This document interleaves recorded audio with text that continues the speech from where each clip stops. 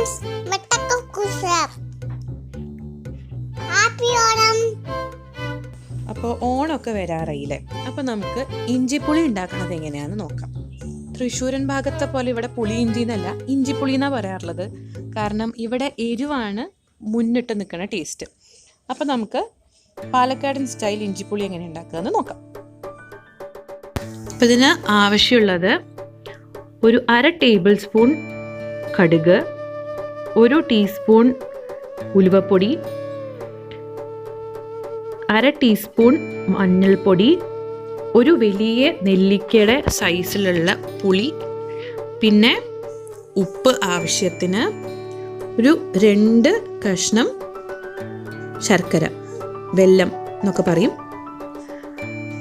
അപ്പോൾ നമുക്ക് ഈ പുളിയെ നമുക്ക് ഇളം ചൂടുവെള്ളത്തിൽ മുക്കി വയ്ക്കാം. അപ്പോൾ ഞാൻ 2 ഗ്ലാസ് ഇളം ചൂടുവെള്ളത്തിൽ ഞാൻ എൻ്റെ പുളി പൊട്ടിച്ചിട്ട് മുക്കി വയ്ക്കാൻ പോവുകയാണ്.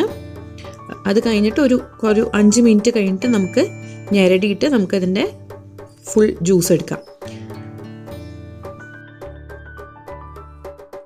അപ്പോൾ ഇതിലേക്ക് ആവശ്യമുള്ളത് 4 തണ്ട് കരിവേപ്പില, പിന്നെ ഞാൻ എടുത്തിട്ടുള്ള 50 ഗ്രാം ഇഞ്ചിയാണ്. അതേ അളവിൽ തന്നെ 50 ഗ്രാം പച്ചമുളക്. അപ്പോൾ കുറവ് എരിവ് മതിച്ച ഒരു 7 പച്ചമുളക് എടുക്കാൻ മതിയാവും. ഇതൊക്കെ എടുത്തിട്ട് ഞാൻ ഈ ഫുഡ് പ്രോസസ്സറിൽ അല്ലെങ്കിൽ ഹാൻഡ് മിക്സിയിലിട്ടിട്ട് ഞാനൊന്ന് നന്നായിട്ട് പൊടിച്ചെടുക്കാൻ പോവാണ്. അപ്പോൾ ആദ്യം ഞാനത് ഇഞ്ചി ഇങ്ങനെ മുറിച്ച് ചെറിയ കഷ്ണങ്ങളാക്കി ഇട്ട് കൊടുത്തിട്ടുണ്ട്. ഞാൻ എൻ്റെ ചീനച്ചട്ടിയിലേക്ക് 3 ടേബിൾ സ്പൂണിൻ്റെ അടുത്ത് വെളിച്ചെണ്ണ ഒഴിച്ചു കൊടുക്കാൻ പോവാണ്. ഞാൻ വെളിച്ചെണ്ണ ഒഴിച്ചു കൊടുക്കുകയാണത് കാരണം എൻ്റെ അമ്മമ്മയുടെ റെസിപ്പിയാണിത്. അപ്പോൾ അമ്മമ്മ പറഞ്ഞു വെളിച്ചെണ്ണ ഒഴിച്ചു കൊടുക്കണ ടേസ്റ്റ്. അപ്പോൾ ഞാൻ വെളിച്ചെണ്ണ യൂസ് ചെയ്യാറില്ല, വേണമെങ്കിൽ നല്ലെണ്ണ ഉപയോഗിക്കാം. അപ്പോൾ എണ്ണ ചൂടായിട്ടുണ്ടോ എന്ന് നോക്കുക. ഒന്ന് ചൂടായതിന് ശേഷം നമുക്ക് നമ്മുടെ കടുക് ചേർത്ത് കൊടുക്കാം. ഞാൻ കടുക് ചേർത്ത് കൊടുക്കുകയാണ്. കടുക് ഒന്ന് പൊട്ടിക്കഴിഞ്ഞതിന് ശേഷം ഞാൻ ഇഞ്ചിയാണ് കേട്ടോ ചേർത്ത് കൊടുക്കണത്. ഞാൻ കരിവേപ്പില അല്ല ആദ്യം ചേർക്കണം, കാരണം ഇപ്പോൾ കരിവേപ്പില ചേർത്ത് കഴിഞ്ഞ് കഴിഞ്ഞാൽ കരിവേപ്പില കരിഞ്ഞു പോകാൻ ചാൻസ് ഉണ്ട്, കാരണം നല്ല ചൂടുണ്ടല്ലോ എണ്ണ. അപ്പോൾ നമുക്ക് ആ എണ്ണയുടെ ചൂടൊന്ന് കുറയ്ക്കണം. അപ്പോൾ ഇഞ്ചിക്കാണ് കൂടുതൽ ആ പച്ചമണം പോകേണ്ടത്. അപ്പോൾ പച്ച ടേസ്റ്റ് പോകാൻ വേണ്ടി നമ്മൾ ആദ്യം ഇഞ്ചി ചേർത്ത് കൊടുക്കുകയാണ്. ഇനി അടുത്തത് ഞാൻ ഇതിലേക്ക് ചേർത്ത് കൊടുക്കാൻ പോണത് നമ്മുടെ ഉലുവപ്പൊടി ഉണ്ടല്ലോ, ആ ഉലുവപ്പൊടിയാണ് ഞാൻ അടുത്തത് ഇതിലേക്ക് ചേർത്ത് കൊടുക്കാൻ പോണത്. എന്നിട്ട് ഞാൻ ഇത് നന്നായിട്ടൊന്ന് വറുത്തെടുക്കാൻ പോവാണ്. അപ്പോൾ നന്നായി മിക്സ് ചെയ്ത് കൊടുക്കുക. ഒരു മിനിറ്റോളം ഇത് ഒന്ന് വഴറ്റിയെടുക്കുക.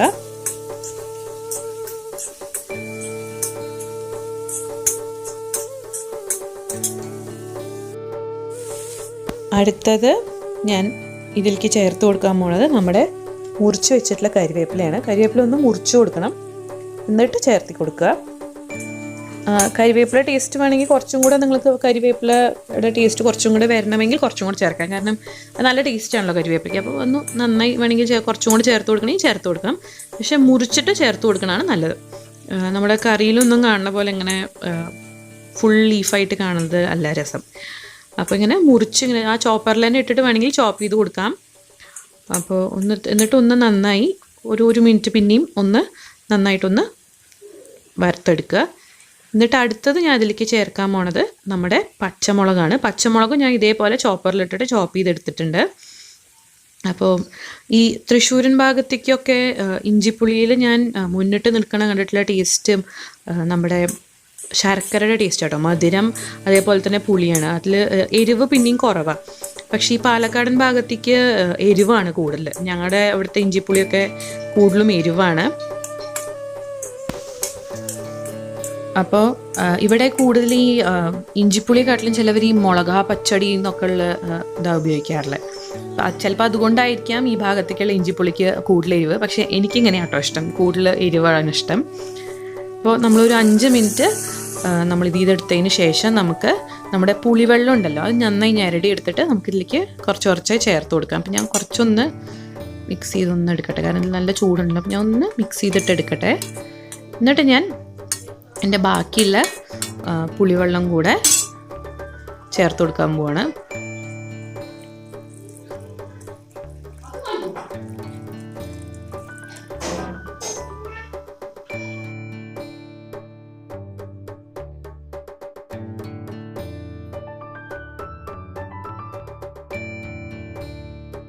നമ്മുടെ ഇഞ്ചിപ്പുളി ഒന്ന് തിളയ്ക്കാൻ തുടങ്ങിയിട്ടുണ്ട്. അപ്പോൾ നമ്മൾ ഇതിലേക്ക് മഞ്ഞൾപ്പൊടി ചേർത്ത് കൊടുക്കാൻ പോവാണ്. ഞാൻ മഞ്ഞൾപ്പൊടി ഇതിലിട്ട് വറക്കാറില്ല, അമ്മമ്മ ഇങ്ങനെയാണ് ചേർക്കാറില്ല. അപ്പോൾ അതുകൊണ്ട് ഞാനിങ്ങനെ തിളയ്ക്കുമ്പോഴാണ് ചേർത്തി കൊടുക്കാറില്ല. ചിലവർ വറക്കുമ്പോൾ തന്നെ ഇടും. അപ്പം അമ്മമ്മ എൻ്റെ അടുത്ത് ഇങ്ങനെ ചേർക്കാൻ പറഞ്ഞുകൊണ്ട് ഞാനിങ്ങനെ ചേർക്കാറുള്ളത്. പിന്നെ അതൊന്ന് തിളയ്ക്കാൻ സമ്മതിക്കുക കേട്ടോ. അപ്പോൾ ഒന്ന് നന്നായി തിളച്ച് വന്നതിന് ശേഷം ഞാൻ ഉപ്പ് ചേർത്ത് കൊടുക്കാൻ പോവാണ്.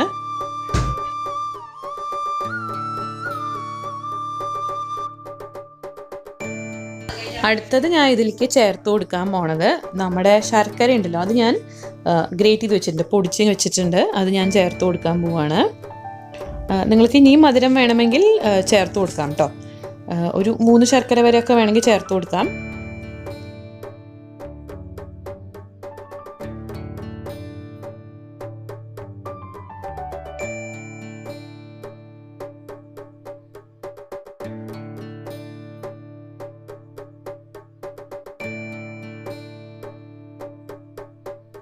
നമ്മുടെ ഇഞ്ചിപ്പുളി നന്നായിട്ട് തിളയ്ക്കാൻ തുടങ്ങിയിട്ടുണ്ട്. നിങ്ങൾ ശ്രദ്ധിച്ചു കഴിഞ്ഞാൽ മനസ്സിലാവും, ഇതിപ്പോൾ ഇങ്ങനെ മെല്ലെ മെല്ലെ കട്ടിയായി വരാൻ തുടങ്ങിയിട്ടുണ്ട്. നമ്മുടെ ഒന്ന് വറ്റിയിട്ടുണ്ട് നമ്മുടെ ഇഞ്ചിപ്പുളി. മാത്രമല്ല ഒന്ന് നന്നായി കട്ടിയായി വരാൻ തുടങ്ങിയിട്ടുണ്ട്. അപ്പോൾ ഇങ്ങനെ കട്ടിയായി വരാൻ തുടങ്ങിക്കഴിഞ്ഞ് കഴിഞ്ഞാൽ നമ്മുടെ ഇതിൻ്റെ സ്പീഡൊന്ന് കുറച്ച് കൊടുക്കുക കേട്ടോ. ഗ്യാസിൻ്റെ ഇതൊന്ന് കുറച്ച് കൊടുക്കുക, ഗ്യാസ് ഒന്ന് കുറച്ച് കൊടുക്കുക. എന്നിട്ട് മെല്ലെ മെല്ലെ ശ്രദ്ധിച്ചു കഴിഞ്ഞാൽ മനസ്സിലാവും, നമ്മുടെ ഇഞ്ചിപ്പുളിയുടെ മേലെ എണ്ണ വിട്ട് വരാൻ തുടങ്ങും. കണ്ടോ, മേലെ ഇങ്ങനെ എണ്ണ വിട്ട് വരാൻ തുടങ്ങും. അപ്പോഴാണ് അത് കറക്റ്റായിട്ടുണ്ടെന്നുള്ള കുക്കായിട്ടുണ്ടെന്നുള്ള സൈൻ. അപ്പോൾ നിർത്തി കൊടുക്കുക. എന്നിട്ട് ആറിയതിന് ശേഷം ഇതൊരു എയർ ടൈറ്റ് കണ്ടെയ്നറിലേക്ക് മാറ്റി വെക്കുക. എന്നിട്ട് ഫ്രിഡ്ജിൽ വെക്കുക. അപ്പോൾ നമുക്കൊരു 2 ആഴ്ചയോളം നമുക്കിത് ഒരു കുഴപ്പമില്ലാതെ യൂസ് ചെയ്യാൻ പറ്റും. അപ്പോൾ എല്ലാവരും ട്രൈ ചെയ്യുക, കമൻറ്റ് ചെയ്യുക, ഷെയർ ചെയ്യുക, സബ്സ്ക്രൈബ് ചെയ്യാൻ മറക്കരുത്. Thank you.